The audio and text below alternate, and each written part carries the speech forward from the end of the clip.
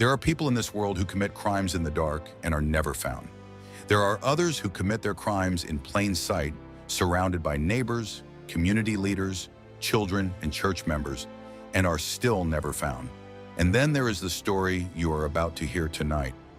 A story about a man who did something far more calculated than simply hiding in the shadows. He hid in the light. He put on a painted face, learned to juggle, volunteered at hospitals, shook the hand of the First Lady of the United States, and threw block parties for his neighbors. He ran a business. He employed young men. He won awards for community service. And for 6 years, beneath the floorboards of the house where all of that ordinary life took place, the bodies of 33 young men and boys were buried in the dirt. Tonight, we are going all the way in. This is not a Wikipedia summary. This is not a highlights reel. This is the full story of Gary Wayne Mitchell, the man they called the Killer Clown, told from the very beginning, through every dark corridor of his life, through the investigation, through the courtroom, through the decades of silence that followed his execution, and into the present day, where the case is still open, where 5 victims still have no names, and where a question that investigators cannot fully answer continues to haunt every detective who has ever looked at this file. Did Gary Wayne Mitchell act alone? Because the evidence, the new evidence, suggests the answer to that question may not be what you think. Before we go any further, before we get into the childhood, the crimes, the crawl space, the courtroom, and the cold case unit that is still working this file to this day, we want to hear from you. Drop a comment right now telling us where you are watching from. We have viewers joining us from all across the country and beyond, and we genuinely love knowing who is out there watching with us tonight. And if you have not already done it, please hit that subscribe button right now so you never miss any of our upcoming videos, because we have stories coming that will make this one feel like a warm-up. Now, let us go back to the beginning. Gary Wayne Mitchell was born on a cold morning in March of 1942 in the city of Chicago, Illinois. He was the second of 3 children, and by all early accounts, he was a quiet boy. Not a strange boy, not a violent boy, not a boy who caused trouble at school or tormented animals or showed any of the warning signs that true crime television has taught us to look for in retrospect. He was simply quiet. He was unremarkable. He wanted, more than anything else, to be noticed, to be seen, to be told that he was doing well, that he was enough. And the one person from whom he needed that most was the one person who would never give it to him. His father was a cold, critical man who believed that discipline meant silence and that praise made boys soft. No matter what Gary did, no matter how hard he worked, how well he performed, how much he tried, it was never enough for the man sitting at the head of that kitchen table. Psychologists who have studied this case extensively have noted that this pattern of paternal rejection, while not an excuse for anything that followed, left something permanently fractured in Gary Mitchell's sense of self. He never stopped needing to prove something. As a teenager, Gary struggled with his health. He had a heart condition that kept him out of some physical activities and made his father view him as weak. He developed something of an obsessive need to appear capable, useful, industrious. The kind of man who could build things, who could run things, who could be the person at the center of any room. He moved through his teenage years without incident, and as he moved into adulthood, something began to shift. The quiet boy became an eager young man, an ambitious one, a charming one.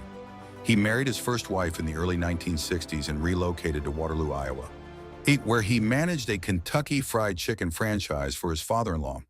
He was good at it. He was popular at work. He knew how to manage people, how to talk to people, how to make people feel valued and welcomed. He was the kind of boss that his employees genuinely liked. He sponsored a youth club. He coached. He volunteered. And behind everything he showed the world, something else was quietly growing. Something that would eventually consume everything, including him. In 1968, Gary Wayne Mitchell was arrested in Waterloo, Iowa, and charged with the sodomy of a teenage boy who had worked for him. The details of that case were ugly, and the evidence was overwhelming. Mitchell was convicted and sentenced to 10 years in the Iowa State Reformatory. He served 18 months. However, he was granted parole in 1970 on the condition that he returned to Chicago and maintain good behavior. His wife divorced him while he was incarcerated. His father died before he was released, and Mitchell would later say in interviews that the thing that haunted him most about that period was that he never got the chance to hear his father say he was proud of him. He returned to Chicago, started over, and told almost no one about Iowa. He found work. He rebuilt. He remarried. He had stepchildren who called him dad. And by the mid-1970s, Gary Wayne Mitchell had constructed for himself a life that looked, from the outside, like the American dream. He launched a construction and contracting business called GVM Contractors, and it grew faster than almost anyone expected. And he had a gift for sales and an even greater gift for making clients trust him. He hired young men, many of them teenagers and young adults looking for summer work or their first job out of high school. And he built a reputation in the Norwood Park Township area of Chicago as a reliable, hardworking, generous employer. He got involved in local Democratic Party politics, rising to the position of precinct captain. He attended fundraisers, shook hands at galas, and made it a point to be photographed at every important event he could find. And in 1978, at a political fundraiser, he was photographed standing beside the First Lady of the United States. He had that photograph framed and hung on his wall. He showed it to everyone who came through his front door. He also created a character. His name was Patches the Clown. A full costume, face paint, a wig, the whole performance.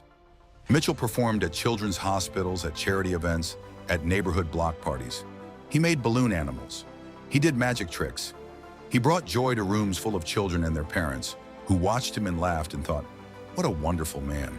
What a generous, warm, community-minded man. His neighbors genuinely adored him. They said so publicly, repeatedly, even after everything came out, even after they knew, because that is how good he was. That is how precise and deliberate the performance was. He wasn't accidentally charming. He wasn't stumbling into trust. He was engineering it. He understood with a clarity that is almost difficult to comprehend that the safest place a person like him could stand was not in the shadows. It was right at the center of the community's warmest light. Now here is where the story has to change, because we have been talking about Gary Wayne Mitchell, the neighbor, Gary Wayne Mitchell, the contractor, Gary Wayne Mitchell, the clown. And it is time to talk about what was happening inside that house.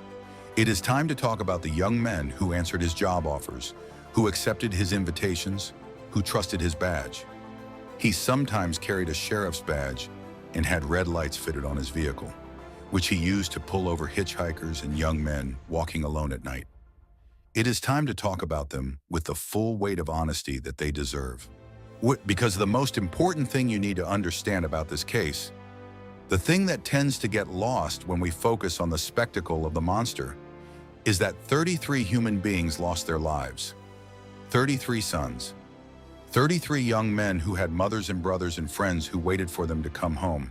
The first was a 15-year-old boy named Michael Castillo. It was January 1972.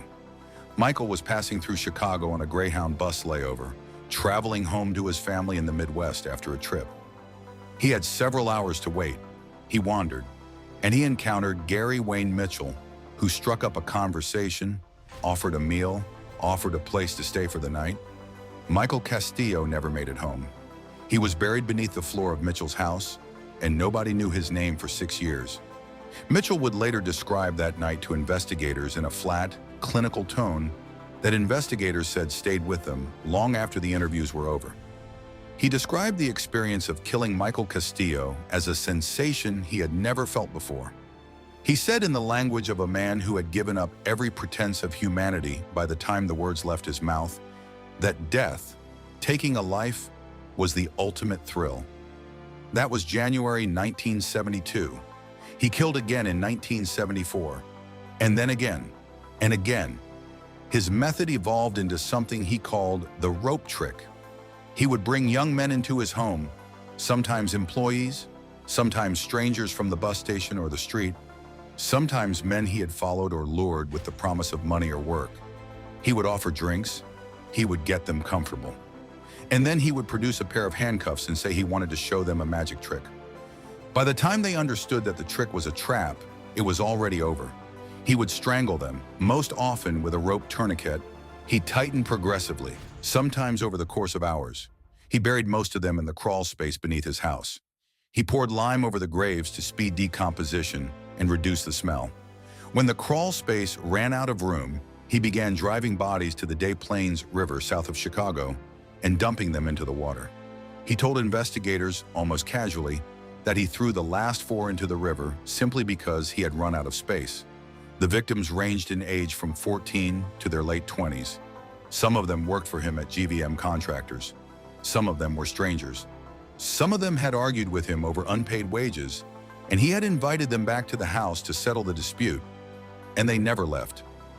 One victim, a young man named Bobby Tanner, who survived an attack by Mitchell in the early 1970s, testified at trial that Mitchell had struck him over the head with a hammer inside the house. Tanner had managed to grab Mitchell's arm, which may have saved his life. He fled the house and never went to police, partly out of fear, partly out of the same reason so many young men in that era stayed silent, because he did not believe anyone would believe him. Another survivor, a young man we will call Eddie Farrell, was chloroformed inside Mitchell's car, driven to the house, assaulted, and later dumped unconscious in a park on the north side. Farrell was determined. He spent weeks staking out the area where he had been picked up, writing down license plates, trying to find the car again. When he finally identified it and went to police, the case moved slowly, almost too slowly, because Gary Wayne Mitchell had a remarkable ability to make official inquiries disappear. Between 1972 and 1978, multiple parents and relatives of missing young men gave Mitchell's name to police. Multiple leads pointed directly at him. A father whose teenage son had vanished went to authorities with Mitchell's name in 1976. Police questioned Mitchell. Mitchell denied everything, smiled, mentioned his precinct captain position and his community service record, and the inquiry went nowhere. He was questioned and released. The investigation closed. His neighbors continued to invite him to cookouts. His employees continued to show up for work, and the crawl space continued to fill. The event that finally broke the case open was the disappearance of a 15-year-old boy named Danny Holbrook in December of 1978. Danny was a bright, well-liked teenager from Des Plaines, a suburb northwest of Chicago. He worked part-time at a pharmacy, and on the evening of December 11th, he told his mother he was going to meet a contractor about a summer job opportunity. He had spoken to the man at the pharmacy earlier that day. The contractor's name was Gary Wayne Mitchell. Danny's mother waited. He did not come home. She called the police, and this time, with this specific detective assigned to the case, the name Gary Wayne Mitchell was not allowed to slide into silence. Investigators from Des Plaines began building a surveillance and evidence file on Mitchell with a focused, deliberate urgency that previous inquiries had lacked. A pharmacy receipt connecting Mitchell to Danny Holbrook was discovered during an initial visit to the Mitchell property. Mitchell's prior Iowa conviction was flagged immediately. A search warrant was obtained, and on December 13, 1978, investigators entered the house at 8213 Summerdale Avenue in Norwood Park Township. They were looking for evidence connecting Mitchell to Danny Holbrook's disappearance. What they found instead was something that none of them, not even the most experienced detective on the team, was prepared for. The smell was the first thing. Investigators who were present that day have described it consistently in the decades since, in interviews, or in court testimony, in memoirs. It hit them before they found anything. One veteran detective said it was the kind of smell that you carry with you for the rest of your life. A smell that your brain files under a category that has no other entries. They followed it to the crawl space access door. The space beneath the house was less than 3 feet high in most places. It was dark. It was damp. The soil was black and wet. And then, in the beam of a flashlight, they saw the first bone.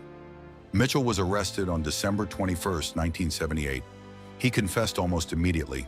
Not reluctantly, not after hours of interrogation, but with a staggering, almost theatrical openness that unnerved the detectives sitting across the table from him. He began describing the murders methodically, one by one, as if he were recounting a project at work. He described victims by physical characteristics rather than by name, because in many cases he had never known their names. He described method, location, timing. He described the crawl space layout with the confidence of a man describing his floor plan, to a realtor. And as he talked, the excavation of 8213 Somerdale Avenue continued. Forensic teams treated the crawl space as an archaeological site. They worked in gridded sections. They excavated slowly, documenting the precise depth and layering of remains, because the bodies had been buried at different times and at different depths, and many had been disturbed by subsequent burials. Some remains were fully skeletonized. Others were partially intact. The lime had done its work. Every fragment was cataloged, marked, given a case number and a victim number. And by the time excavation was complete, 29 sets of human remains had been recovered from the property. 3 more victims had been buried elsewhere on the grounds, and 4 more, Mitchell confirmed, were in the Des Plaines River. 33 in total. At the time of his arrest, Gary Wayne Mitchell held the grim distinction of being the most prolific confirmed serial killer in United States history. The block party stopped. The neighbors stood on their lawns and watched the forensic vans. Some of them cried, some of them said nothing and went inside. One neighbor who had attended a 4th of July party at that house just months earlier told reporters that she could not reconcile what she was seeing with the man she thought she knew. She said, and this is the line that has stayed in the public memory of this case for over 40 years. He was the nicest man on the block, and she was not lying. She was not performing for the cameras. She genuinely meant it, because that was who Gary Wayne Mitchell had been to her. That was who he had been to all of them. That was the performance, and that is the question that reaches beyond the horror of the crime itself, beyond the courtroom, beyond the execution chamber. The question that Larry Finder, one of the prosecutors who worked the case, put to the Chicago Tribune in words that have echoed through the true crime community ever since. He said, and this is a paraphrase, "If you had met Gary Wayne Mitchell at a restaurant, at a bar, anywhere, he would have seemed completely normal. And that is the most frightening part. Because the man was capable of extreme evil, and yet he could function as a perfectly ordinary person. How many more like him are out there?" The trial of Gary Wayne Mitchell began in February of 1980 in Cook County, Illinois. His defense attorneys pursued an insanity defense, arguing that Mitchell was legally insane at the time of the murders and could not be held criminally responsible for his actions. They presented psychiatric testimony describing dissociative episodes, multiple personality disorder, and a fractured psychological identity. The prosecution countered with their own psychiatric experts, and more powerfully, with the evidence itself.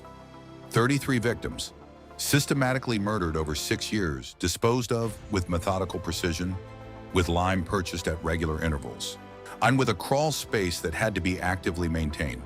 This was not the behavior of a man who did not understand what he was doing. This was the behavior of a man who understood exactly what he was doing and had constructed an entire life, a business, a political career, a clown costume, to make sure no one could see it. The jury deliberated for less than 2 hours. They returned a verdict of guilty on all 33 counts of murder. Mitchell was sentenced to death. On death row at Stateville Correctional Center, Gary Wayne Mitchell became something that shocked even his prosecutors. He became prolific. He painted. He created over 2,000 artworks, most of them self-portraits, many of them in his Patches the Clown costume. He gave interviews, he wrote letters. He seemed genuinely distressed. Not about what he had done to 33 young men, but about how the world was going to remember him. He wanted to be seen as complex, as misunderstood, as a product of his upbringing and his psychology, not simply as a monster. His father had told him he would never amount to anything, and in the most devastating, irreparable way imaginable, Gary Wayne Mitchell had spent his entire adult life building a version of himself that the world would never be able to ignore. He got his wish, but not in any way he intended.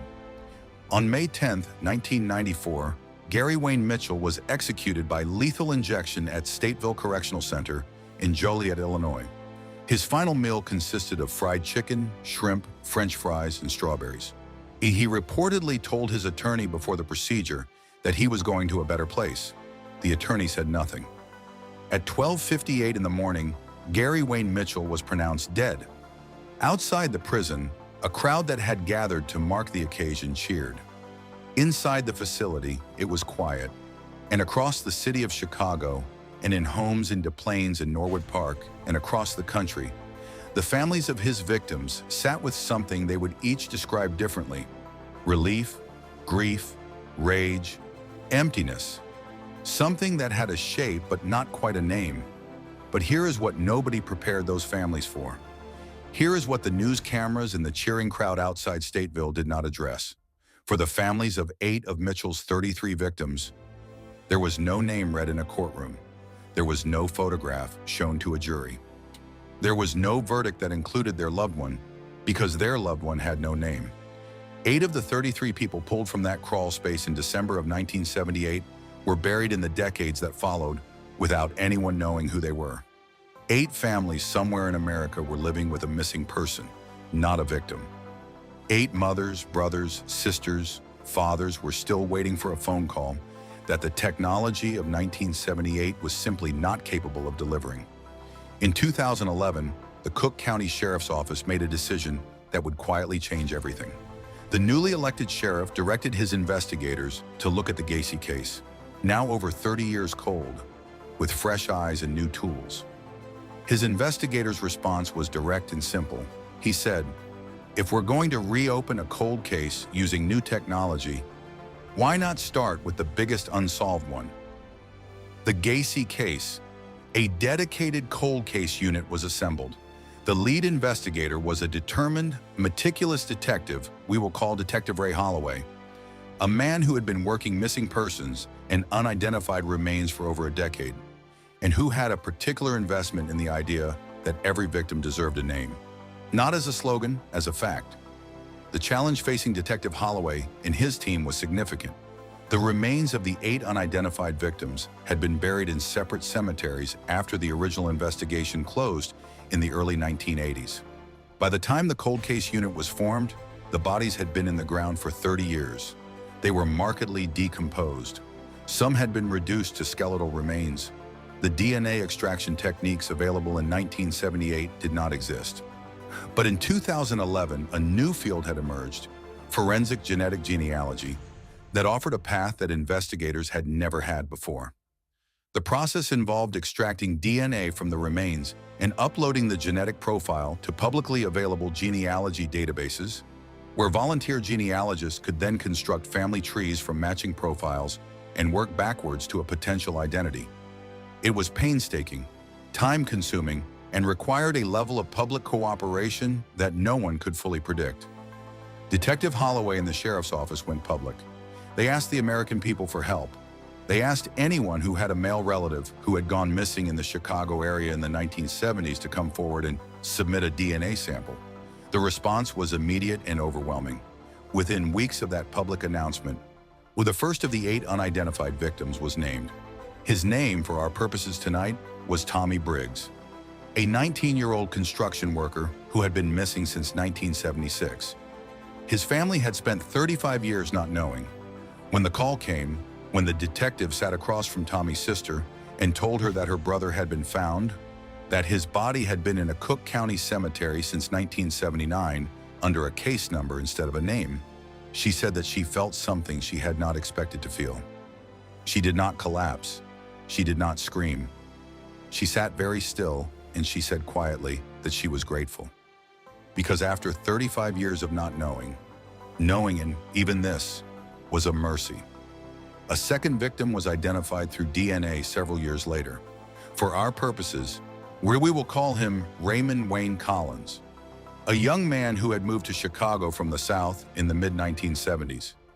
He had been living on the north side of the city, the same neighborhood where Mitchell was known to target victims.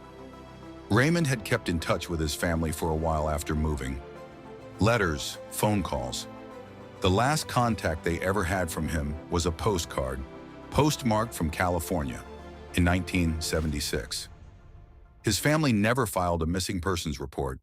They assumed he had moved on, started a new life, maybe lost touch. It took forensic genetic genealogy, a tooth sent to a lab in California for DNA extraction, a profile uploaded to a genealogy database in Texas, a team of volunteer genealogists working through the night on a family tree, to finally put Raymond's name to the set of remains that had been tagged with a case number since December 26, 1978. The family's statement, when the sheriff's office made the identification official, was quiet and heartbreaking. They said, "It is hard even now to know the fate of our beloved Raymond. He was killed at the hands of a vile and evil man. Our hearts are heavy." And then the work continued, because there were still 5 more. 5 victims whose names nobody knows. 5 sets of remains in 5 graves in Cook County, still tagged with numbers instead of names. Detective Holloway's unit has not stopped. The sheriff has spoken publicly about this investigation multiple times in recent years, saying that his office is actively pursuing leads, whilst that new DNA genealogy techniques are being applied, and that there is at least one lead that investigators are currently hopeful about. But hopeful is not the same as resolved, and while the investigation continues, the families of those 5 young men are still out there. Somewhere in America right now, there is a family with a missing person from the 1970s who does not know that their missing person was found in December of 1978 under a house in Norwood Park Township, buried beneath the floor of a man who threw block parties and wore a clown costume and shook the hand of the First Lady. They don't know because nobody has been able to tell them yet. That is the weight that Detective Holloway's unit carries into work every single day. But here is where the story takes a turn that even longtime followers of this case may not be fully aware of. Because the DNA identification work, the same work that named Tommy Briggs and Raymond Wayne Collins, generated a secondary set of data. And that secondary data raised a question that nobody wanted to be the first to say out loud. During the re-examination of physical evidence from the original 1978 investigation, forensic analysts made note of several anomalies in the burial patterns within the crawlspace. Some victims had been placed with a degree of deliberateness that was inconsistent with how Mitchell typically disposed of remains. Some burial positions suggested that the victims had been placed, not just dropped, into prepared spaces. And more troublingly, investigators reviewed the timeline of Mitchell's confirmed movements during the period of the killings and found windows, specific windows of time, during which Mitchell had documented alibis for stretches that should have made certain crimes logistically difficult, if not impossible, for one person to commit alone. Nobody charged anyone. Nobody named a co-conspirator. The official position of the Cook County Sheriff's Office has always been that Gary Wayne Mitchell is solely responsible for all 33 murders. But the investigators who have worked this cold case, the retired detectives who spent the early 1980s working the original file, and the forensic experts who have reviewed the newer evidence have not all been able to arrive at that same clean conclusion in private. One retired detective, who spent years on the original investigation, said in a recorded interview in 2021 that he had always felt the case was closed faster than the evidence truly warranted. He said there were loose threads that were never pulled all the way through. That is not a confession from anyone. That is not evidence of a second killer. But it is the kind of detail that keeps a detective awake at 3 in the morning, staring at a ceiling, running the timeline again. Several of Mitchell's employees had access to the Somerdale Avenue property. One of them, a young man we will call Keith Donovan, actually lived in the house for a period of time. He helped Mitchell dig trenches in the crawl space in the summer before the arrest. Mitchell told him at the time that they were drainage trenches. Donovan was interviewed extensively after the arrest. He cooperated fully with investigators and was never charged with any crime. He maintained throughout his life that he had no knowledge of what was beneath the floors he walked on. But in a lengthy interview given much later in his life, Keith Donovan said something that has stayed with every person who heard it. He said that for 40 years he had asked himself every single day whether he had missed something he should have seen. He said that was not something a person ever fully recovered from. That was not a confession. But you do not spend 40 years asking yourself that question unless the question itself holds real weight. There is something that the prosecutor in this case said that has never left me.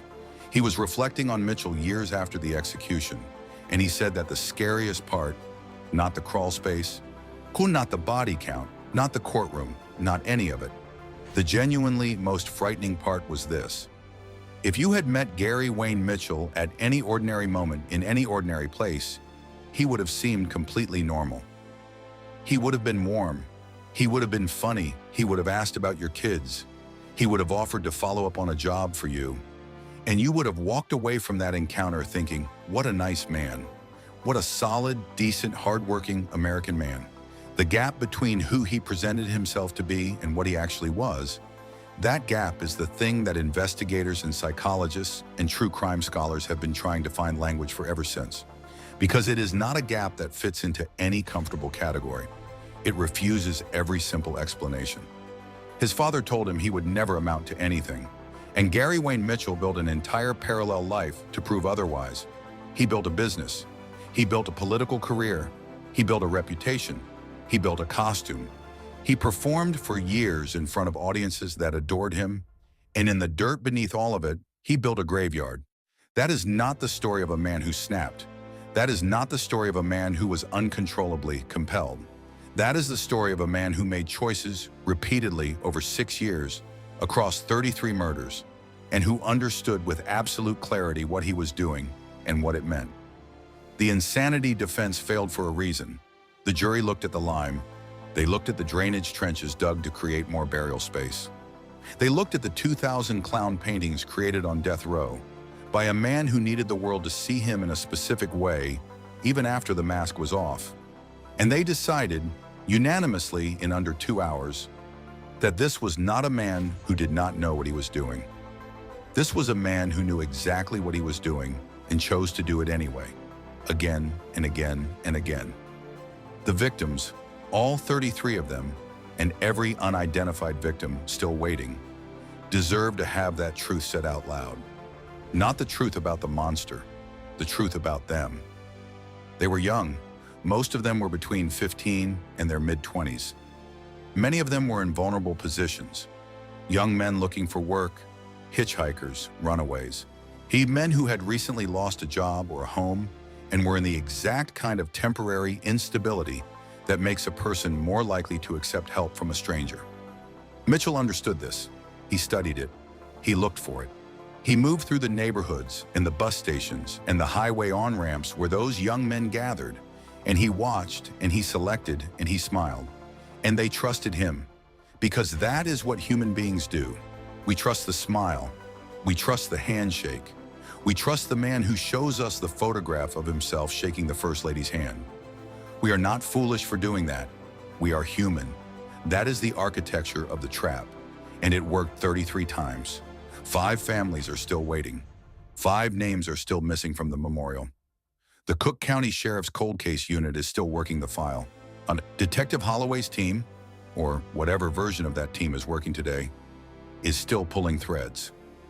New DNA techniques are being applied to cases that were once considered forensically exhausted. The DNA Doe Project, a nonprofit organization of volunteer genetic genealogists dedicated to identifying unknown deceased individuals, has partnered with law enforcement on multiple occasions to help name victims in cases exactly like this one. And the work they have done, the work that named Tommy Briggs and Raymond Wayne Collins, proves something that law enforcement and families needed to hear: that it is never too late, that science moves forward even when cases go cold, that every number has a name attached to it. You simply have to keep working until you find it. And the submission of DNA by families who suspected their missing relative might have been a victim of Mitchell's led to something that nobody fully anticipated. In the process of running those DNA comparisons, investigators identified 11 additional cold case victims, completely unrelated to the Mitchell case, who had been sitting in databases for years as unidentified remains. They solved those cases. They named those people. They called those families. And in one case, a case that has been shared publicly and that reads like something out of a screenplay, a family submitted DNA expecting to find out that their missing relative had been murdered. The DNA comparison came back with a match, and the match led investigators not to a grave, but to a man living in Oregon, completely unaware that his family had been looking for him for decades. He was alive. The family found their missing person, and he had no idea he was missing. That is the strange, complicated, deeply human story that lives alongside the horror of the killer clown case. It is not only a story about what one man took, it is also, somehow, a story about what is still being given back. By science, by investigators who refused to close a file just because the perpetrator was dead, by families who drove to police stations and gave their DNA and said, "Please, find out what happened. Say his name. Tell me where he is. Let me bury him properly. Let me grieve properly. Let me have an ending that I can live with." Gary Wayne Mitchell is gone. He has been gone since May 10th, 1994. And the house on Somerdale Avenue was demolished not long after the investigation concluded. The lot sat empty for years. New houses have been built in that neighborhood. Families live there now. Children play on those streets. The block party started again eventually because life insists on continuing. But the case is not gone. The file is not closed. The question that every investigator who has ever worked this case comes back to: how do you miss 33 murders happening in a house in the middle of a neighborhood? Does not have a clean answer. And the question that the prosecutor put to the public, how many more Gary Wayne Mitchells are out there right now, has never had an answer at all. What this story says ultimately is not simply that one man was capable of extraordinary evil. What this story says is that the systems around him, the parole system that released him after 18 months for a sex offense conviction against a child, the law enforcement apparatus that received his name from multiple families and multiple witnesses and moved on, the community structures that rewarded his performance without ever looking beneath it, all of those systems failed, not once, not twice, 33 times. And for the 5 families still waiting for a phone call tonight, those systems are still being asked to make it right. The technology is there. The will is there. The work is ongoing. The question is simply whether it is enough. I want to leave you tonight with something that one of the family members said publicly after finally receiving the call that their loved one had been identified. After decades of waiting, and after decades of not knowing, after a lifetime spent in the particular limbo that exists between a missing person and a confirmed death, she said that when the detective finally told her the news, when he finally said her family member's name out loud in an official capacity, connected to a case file, connected to a truth, she sat on her kitchen floor and she cried for a long time. And when someone asked her afterward whether they were tears of grief, she said no. She said they were tears of relief, because he had a name again. Because after all that time, after all those years, somebody had finally said his name. Was justice truly served in this case? Think about that tonight. A man was executed. A conviction was secured. A case was officially closed, and yet 5 families are still waiting. The file is still open. And the question of whether Mitchell acted alone remains officially unanswered. What is justice exactly in a case like this? Is it the execution? Is it the naming of the last victim? Is it the phone call that has not come yet for 5 families somewhere in America? Is it the answer to the question that keeps retired investigators awake in the dark? I don't know, and I think that is the point. Some cases do not end. They simply continue in different forms, carried by different people, until the last thread is finally pulled all the way through. If you believe your family had a male relative go missing in the Chicago area in the 1970s, if something about this story raised a recognition in you, the Cook County Sheriff's Office Cold Case Unit is still accepting DNA submissions. The link is in the description below. Because somewhere out there, 5 of these 33 victims are still waiting to go home. Now, I want to hear from you. What do you think happened in that house? Do you believe Gary Wayne Mitchell acted alone? And what does this case say to you about the way we trust people who perform goodness for us in public? Drop your thoughts in the comments right now. We read every single one of them. Some of the best conversations we have ever had on this channel have started in the comments section of a video exactly like this one. And if you are not subscribed yet, please hit that button right now, because next week we are covering a case that is going to fundamentally change the way you think about the American justice system. A man who spent 18 years in prison for a murder that a single photograph proved he did not commit. One photograph, one stranger with a camera at a party. 18 years of a man's life. We will see you in that one.